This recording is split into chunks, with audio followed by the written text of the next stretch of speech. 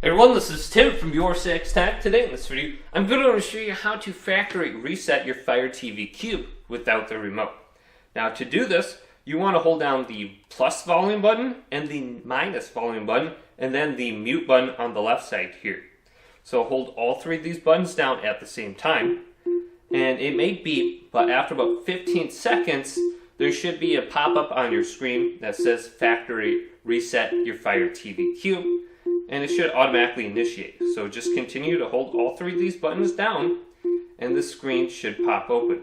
Alright, so I got that popped up. It says enter your PIN to factory reset. So this is just a parental control, so I'm going to enter this in. Now it says reset to factory defaults. Factory reset has been initiated and will automatically occur in 12 seconds. So we can just wait for the counter to count down to 0 and reset. Otherwise you can go to OK.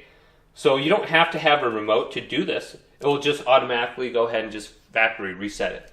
Well, hopefully this video did indeed help you out. If it did, leave it a big thumbs up and subscribe to my channel down below for more tech help videos coming up next on YourSixTech.